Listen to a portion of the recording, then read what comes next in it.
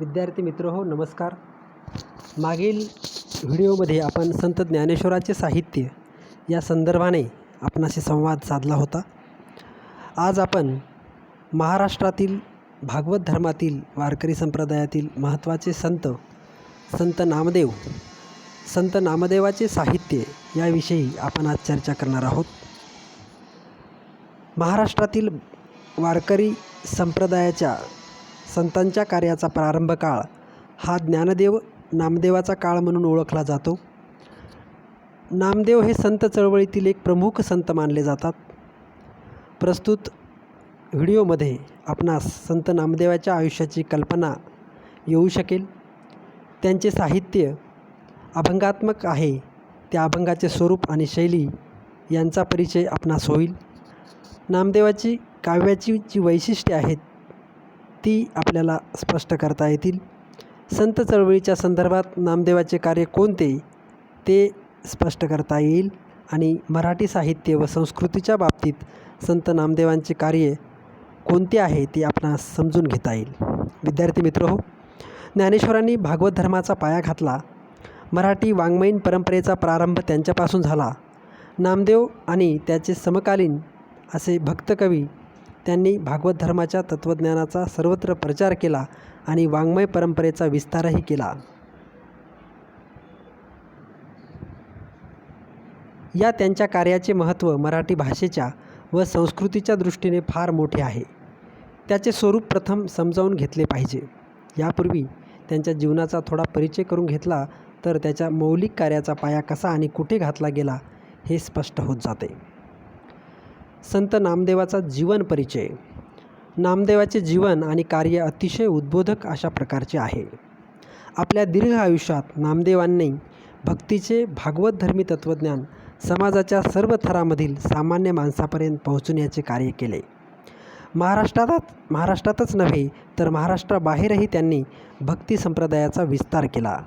त्यांच्या जीवनाविषयी निश्चित माहिती उपलब्ध नाही, पण समकालीन संतांच्या विशेषतः जनाबाईच्या अभंगावरून त्याचप्रमाणे स्वतःच्या नावावर नोंदल्या गेलेल्या आत्मचरित्र अभंगावरून नामदेवाच्या आयुष्याविषयी काही माहिती मिळू शकते.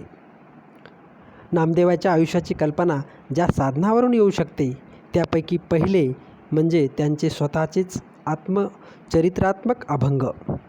पण ते त्यांचेच आहेत असे निश्चितपणे म्हणता येत नाही.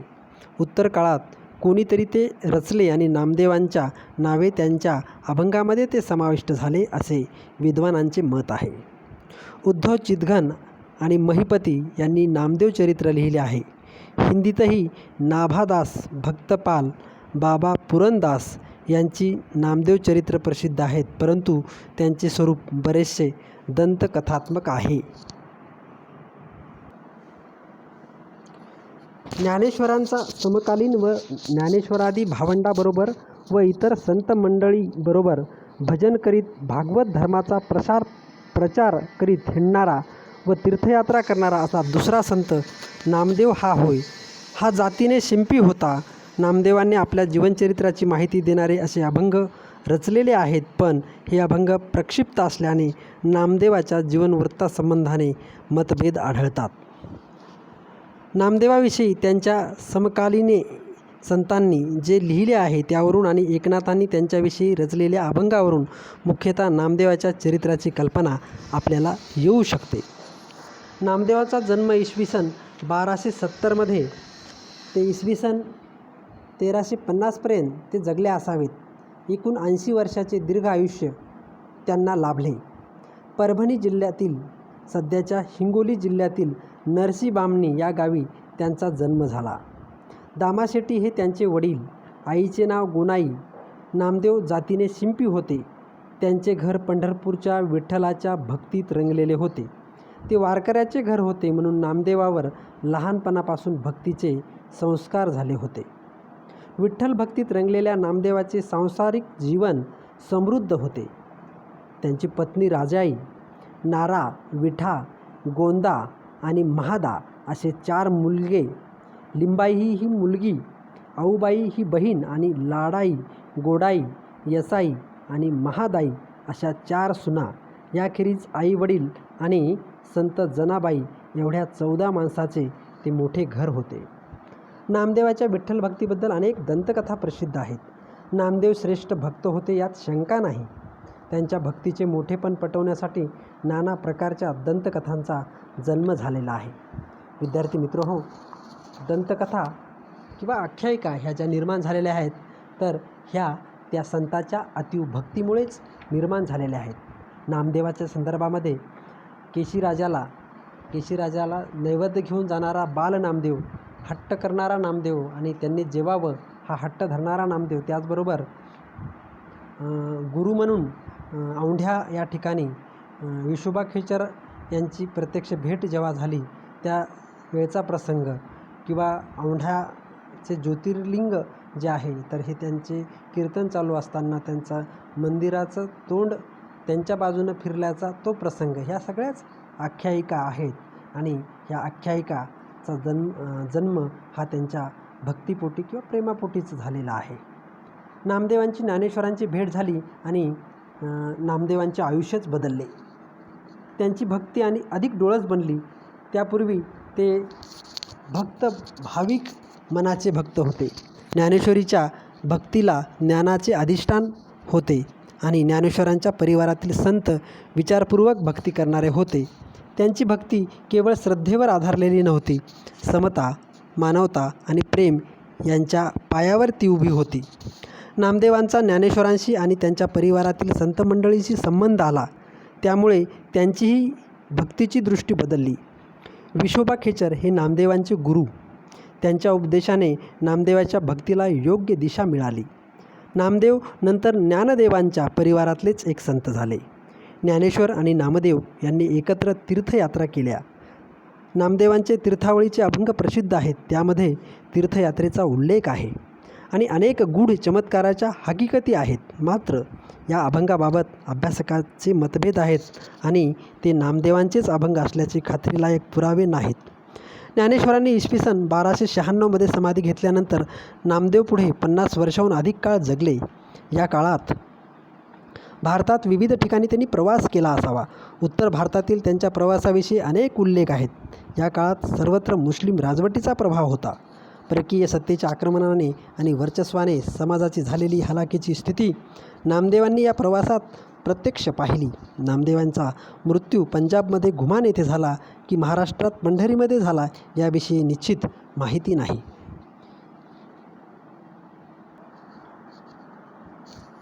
विशोबा खेचरांच्या उपदेशानंतर नामदेवांचे मन ईश्वराकडे पूर्णपणे वळले व तो सारा वेळ भजन कीर्तन करू लागला.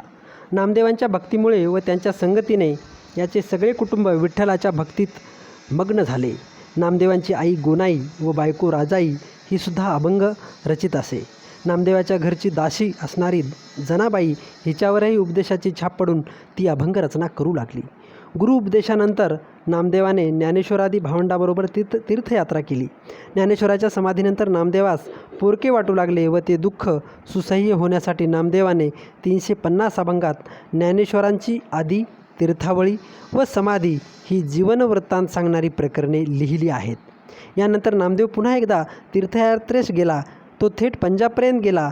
त्यावेळी त्याचे वय 48 वर्षाचे होते. त्याने पंजाबमध्ये 20-22 वर्षे वास्तव्य केले. त्याची 60-61 पदे शिखांच्या ग्रंथसाहेब या ग्रंथात समाविष्ट झालेली आहेत. नामदेवांनी आपल्या भगवत भक्तीच्या सामर्थ्याने पंजाबातही भागवत धर्माचा, वारकरी संप्रदायाचा प्रचार केला व तेथे आपली शिष्य शाखा निर्माण केली. ही दुसरी तीर्थयात्रा संपवून नामदेव पंढरपुरास आला. हा कधी मृत्यू पावला हे माहीत नाही, पण त्याने उल्लेखलेल्या पत्रिकेवरून याचे जीवनमान 80 वर्षाचे होते असे दिसते. याची सून लाडाई हिचा एक अभंग आहे. यावरून शके 1272 आषाढ कृष्ण 13 रोजी नामदेव सकट सर्वांनी विठ्ठलाच्या पायरीपाशी देह ठेवला. पण लाडाईप्रमाणे नामदेवाचा पुत्र त्यांच्या पश्चात ह्यात होते असे अनेक अभंगावरून वाटते. विठ्ठल माऊलीचे ठिकाणी नितांत प्रेमभावना ठेवणे हाच भागवत धर्म व हाच खरा भक्तिमार्ग आणि हेच वारकरी पंथाचे रहस्य आहे. हे रहस्य नामदेव व त्यांच्या कुटुंबात व त्यांची दासी जनाबाई यांच्या चरित्रात इतके उत्तम दिसते की आज 600 वर्षे 700 वर्षे झाली तरीही महाराष्ट्र नामदेवांची आठवण विसरला नाही. संत नामदेवांची ग्रंथरचना पाहूयात. नामदेवाचे वाङ्मय म्हणजे त्याने वेळोवेळी रचलेले अभंग होत व त्याचे स्वरूप भावगीतासारखे आहे. मराठीतील पहिला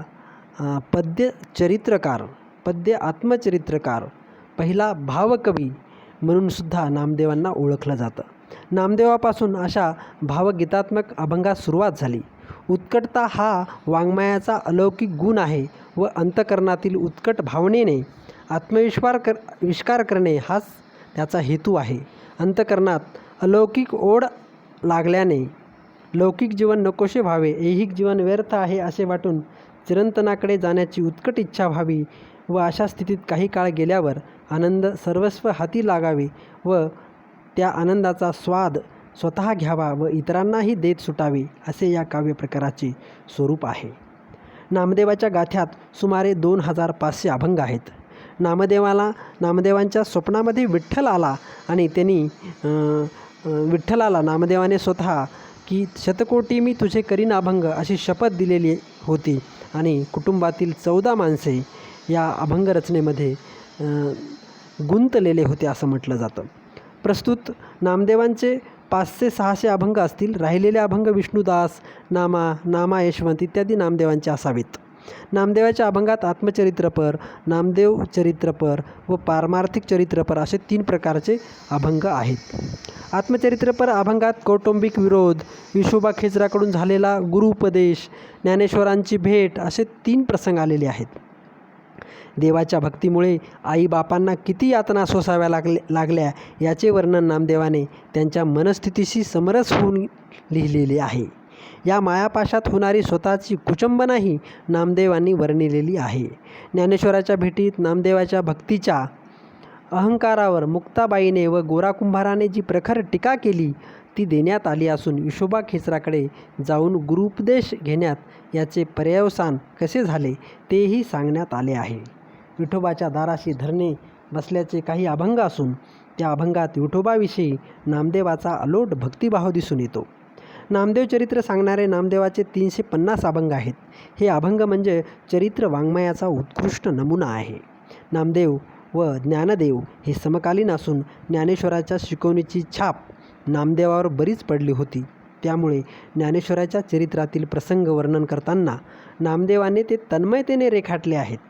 नामदेवाने लिहिलेले हे ज्ञानेश्वराचे चरित्र समकालीन लेखकाने लिहिलेले म्हणून फार विश्वसनीय मानले जाते व त्यामुळेच ऐतिहासिकदृष्ट्या ते फार महत्त्वाचे आहे.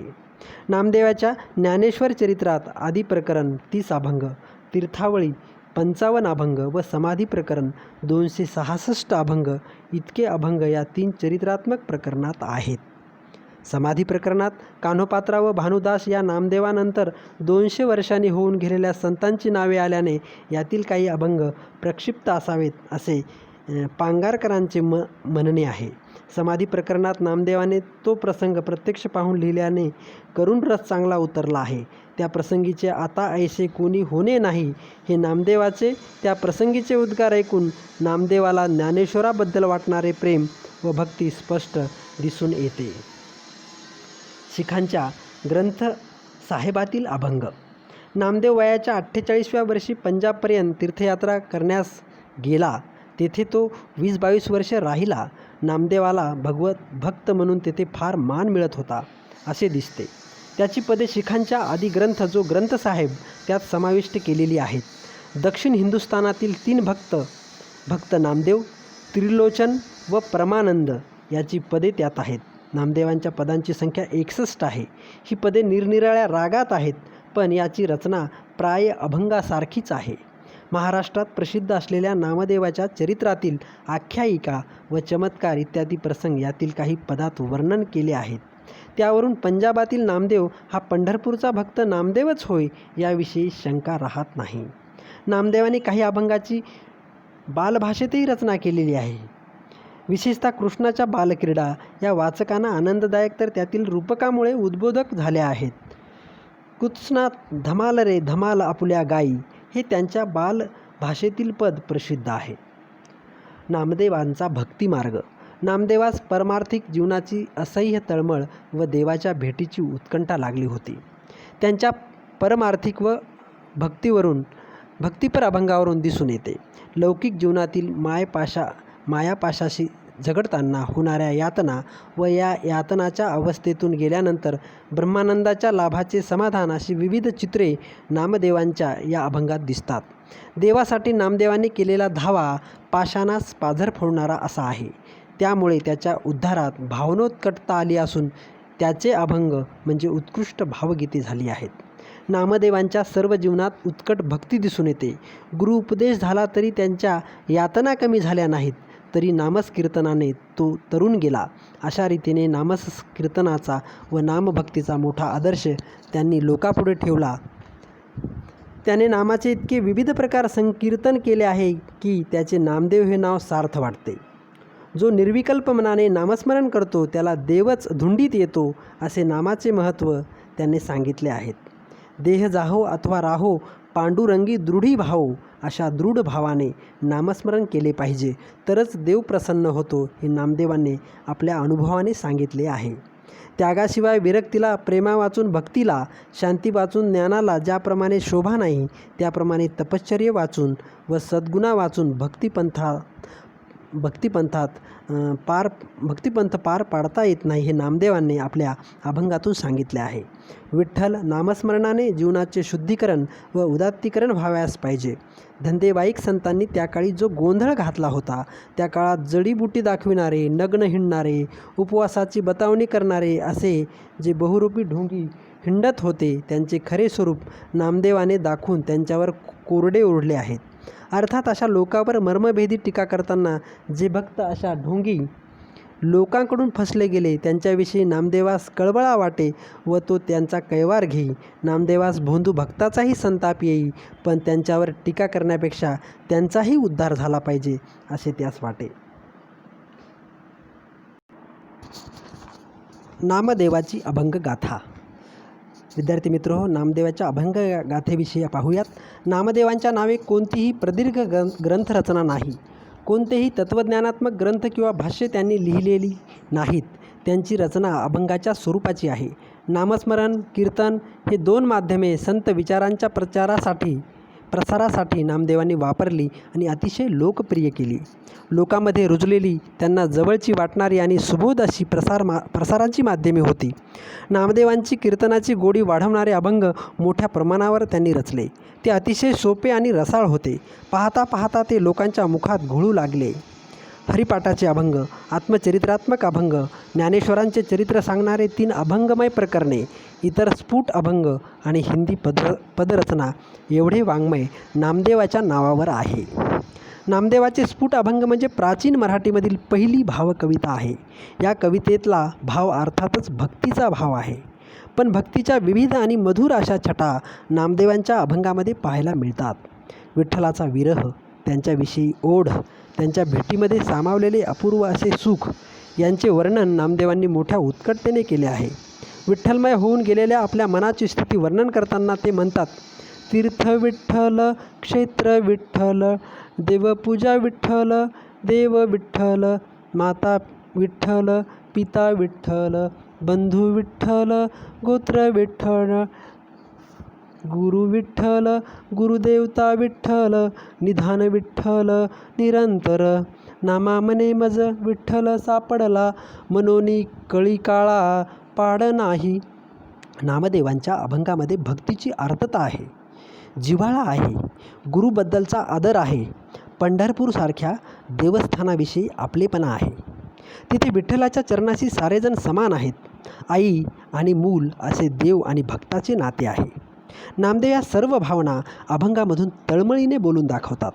देव दगडामध्ये नाही, तो माणसाच्या मनामध्ये आहे, असा नामदेवांचा अनुभव आहे. या मनामधल्या देवाची भक्ती करायची तर मन निर्मळ हवे, भाव शुद्ध हवा. साधे देवाचे नाव घेत राहणे पुरे आहे. संन्यासाची आणि वनात तपश्चर्या करण्याची जरुरी नाही. नामदेवांचे भक्तीच्या वाटेवरचे हे अनुभव त्यांच्या अभंगामध्ये उतरलेले आहेत. नामदेवांची शैली अगदी सोपी साधी आहे. उपमा आणि अलंकाराने ती भरलेली नाही. सुबोध, गोड शब्द, ओघवती रचना आणि भक्तिप्रेमाचा गोडवा यामुळे हे अभंग सर्वांना सहज समजतील असे आहेत. कधी शब्दाची आवर्तने करीत, तर कधी रोजच्या जीवनातील अनुभवांची उदाहरणे देत नामदेव आपला भाव दुसऱ्यापर्यंत पोहोचवतात. नामदेवांच्या नावावर असलेल्या आत्मपर अभंगामधून त्यांच्या मनाची तळमळ, विठ्ठल भेटीसाठी रात्रंदिवस लागलेला ध्यास आणि अखेर विठ्ठलाचरणी लाभलेली कृतार्थता व्यक्त होते. ज्ञानेश्वरांचे चरित्र वर्णन करणारे आदी, तीर्थावळी आणि समाधी अशा 3 प्रकरणात विभागलेले अभंग त्यांच्या नावावर आहेत. यापैकी समाधीचे जे अभंग आहेत ते अतिशय करुण आणि शोकाने भरलेले आहेत. ज्ञानेश्वरांच्या समाधीमुळे व्याकुळ झालेल्या संत मंडळांची मनस्थिती नामदेवांनी अचूक वर्णन केली आहे. हृदय हेलावून टाकणारा तो प्रसंग वर्णन करताना नामदेवांचे हळुवार शब्द, नेमके दृष्टांत आणि भावनेच्या लहान लहान छटा यांच्यामुळे तो प्रसंग डोळ्यासमोर प्रत्यक्ष उभा राहतो.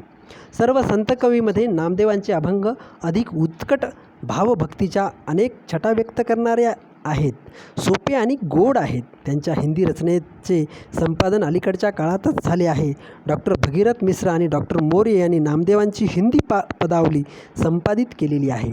तिच्यामध्ये 230 हिंदी पदे आणि 13 साख्या यांचा समावेश आहे. शीखांचा धर्मग्रंथ गुरु ग्रंथ साहेब यामध्येही नामदेवांच्या काही पदांचा समावेश आपणास दिसतो. नामदेवजी की मुखबानी या नावाने ते प्रसिद्ध आहेत. सगुण साकार परमेश्वराचे रूपवर्णन त्यात कमी असून बहुतेक पदे ही निर्गुण रूपातील परमेश्वराविषयीची आहेत. महाराष्ट्रात नामदेवांची मराठी अभंगवाणी जशी लोकप्रिय आहे तशी हिंदी भाषिक प्रदेशात नामदेवांची हिंदी पदावली लोकप्रिय आहे. नामदेवांचे कार्य. नामदेव हे ज्ञानेश्वरींच्या काळातले संत कवी होते, पण ज्ञानेश्वरांनी अल्पवेळातच समाधी घेतली आणि भागवत संप्रदायाची प्रमुख जबाबदारी नामदेवावर आली.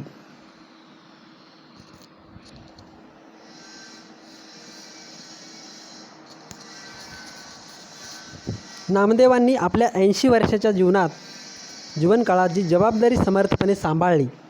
ज्ञानेश्वरांनी भागवत संप्रदायाचे तत्त्वज्ञान निर्माण केले. नामदेवांनी ते तत्त्वज्ञान सुगम पद्धतीने सामान्य माणसापर्यंत पोहोचविले. ज्ञानेश्वरांनी समानता आणि मानवता ह्या मूल्यांचा संप्रदायाला आधार दिला. नामदेवांनी समानतेची आणि मानवतेचा प्रत्यक्ष अनुभव लोकांना दिला. ज्ञानेश्वरांनी भागवत संप्रदायाच्या रूपाने भक्तीचे शुद्ध स्वरूप कसे असते ह्यांचा आदर्श लोकांसमोर निर्माण केला, तर नामदेवांनी त्या शुद्ध भक्तीचा प्रचार आणि प्रसार सर्वत्र केला. म्हणजे महाराष्ट्र, गुजरात आणि पंजाबपर्यंत वारकरी संप्रदायाचा, भागवत संप्रदायाचा प्रचार त्यांनी केला. आणि म्हणूनच संत बहिणाबाईच्या अभंगामध्ये ज्ञानदेव रचला पाया, उभारले देवराया, नामा तयाचा किंकर, त्याने केला विस्तार, एकनाथ खांब दिला भागवत, आणि बहिणाई म्हणजे तुका झालाशे कळस, बहिणाई म्हणे भजन करा सावकास. इमारतीचं प्रचार करण्याचं, वारकरी संप्रदायाचा प्रचार करण्याचं कार्य हे नामदेवांनी केलेलं आहे असा उल्लेख त्या संत बहिणाबाईच्या अभंगामध्ये येताना दिसतो. ज्ञानेश्वरांचे विचार सामान्य माणसापर्यंत सहज समजणारे नव्हते. नामदेवांनी ते मनोभावांच्या पातळीवर आणले, अधिक सोपे केले. त्यांच्यासारख्या कुटुंबवत्सल भक्त कवी सामान्य लोकांपर्यंत आदर्श ठरला. संतांचा आचारधर्म नामदेवांनी निर्माण केला. समाजात आणि प्रपंचात संतांनी कसे वागावे, लोकांना कशाप्रकारे जवळ करावे याचा पायंडा यांनी घालून दिला. समाजाच्या निरनिराळ्या थरामधून अनेक माणसे संतमेळ्यात दाखल झाली. नामदेवांनी या संतमेळाचे नेतृत्व केले. संतांची एक मालिकाच त्यातून निर्माण झाली. त्यांनी आपल्या जीवनातले, व्यवसायातले विविध प्रकारचे अनुभव अभंगातून मांडले. त्यामुळे त्यांच्या अभंगामध्ये अनुभवाची विविधता आणि समृद्धी आपल्याला दिसून येते. कीर्तन आणि नामस्मरण ही 2 प्रभावी माध्यमे नामदेवांनी वापरली आणि भक्तीचा विचार त्यांच्याद्वारे लोकांपर्यंत पोहोचवला. म्हणून नाचू कीर्तनाचे रंगी, ज्ञानदीप लावू जगी असे ते अभंगामध्ये म्हणतात. भागवत संप्रदायात कीर्तन लोकप्रिय झाले ते नामदेवामुळे. कीर्तनाला उपयोगी असे साहित्यही संतांनी आपोआपच निर्माण केले. लोकजीवनाशी संबंधित अशा अनुभवाचे पहिले काव्य नामदेवांनी लिहिले आणि त्यांच्या कार्यामधून प्रेरणा घेऊन इतर संतांनी आपापल्या अनुभवाचे भांडार अभंगामधून खुले केले. नामदेवांची कविता तर्काच्या, बुद्धीच्या जोरावर रचलेली नाही, ती भावनांच्या उमाळ्यातून निर्माण झालेली आहे. भावकाव्याचे सौंदर्य नामदेवाच्या कवितेचे प्रमुख वैशिष्ट्य आहे. नामदेवाचे आणखी एक महत्त्वाचे कार्य म्हणजे त्यांनी मराठी मुलखात निर्माण केलेले भक्तीचे तत्त्वज्ञान सर्व उत्तर भारतात प्रसारित केले. नानक, कबीर, नरसी मेहता, संत मीराबाई इत्यादी उत्तर भारतीय संतांनी नामदेवाचा गौरव केलेला आपणास दिसून येतो. विद्यार्थी मित्रहो, आपण संत नामदेवांच्या कार्याविषयी, वाङ्मयीन कार्याविषयी ही माहिती बघितलेली आहे. सारांश रूपाने नामदेव हे ज्ञानेश्वराच्या काळातील संत कवी होते. उत्कट अशी भक्तिपर अभंगरचना त्यांनी निर्माण केली. त्यांचे सर्व कुटुंबच विठ्ठल भक्तमय होते आणि कुटुंबातील अनेक व्यक्तींनी अभंगरचना केलेली आपणास दिसते. नामदेव आणि ज्ञानेश्वर यांची भेट घडली आणि नामदेव ज्ञानेश्वरामुळे प्रभावित झाले. ज्ञानेश्वरांनी आपले आयुष्य अल्पकाळात संपविले, पण नामदेव दीर्घायुषी संत ठरले. त्यांनी ज्ञानेश्वरांचे कार्य पुढे नेले. संतांची आणि संत वाङ्मयाची परंपरा अखंड राखली. ज्ञानेश्वरांनी महाराष्ट्रात भागवत संप्रदायाचा पाया घातला. त्यांचे मानवता आणि समानता यांची शिकवण देणाऱ्या शुद्ध भक्तीचे तत्त्वज्ञान नामदेवांनी सर्वसामान्यापर्यंत पोहोचविले. त्यांनी भक्ती मार्गाचा प्रचार केला. पंजाबमधील शिखांच्या गुरुग्रंथ साहेब या धर्मग्रंथातही नामदेवांच्या पदांचा समावेश आहे. नामदेवांचे अभंग अतिशय सोपे आणि रसाळ आहेत. भक्तीच्या विविध छटा त्यातून प्रकट झाल्या आहेत. मराठली पहिली भावकविता नामदेवांनी निर्माण केली असे मानावे लागते. विद्यार्थी मित्रहो, नामदेवाचे गुरु हे विठोबा खेचर होते.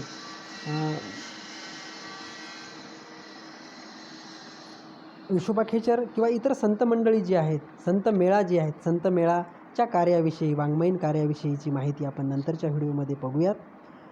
सदरील या व्हिडिओला, या चॅनलला सबस्क्राईब करा, शेअर करा, लाईक करा आणि आपल्या मित्रांना हा व्हिडिओ पाठवायला विसरू नका. धन्यवाद.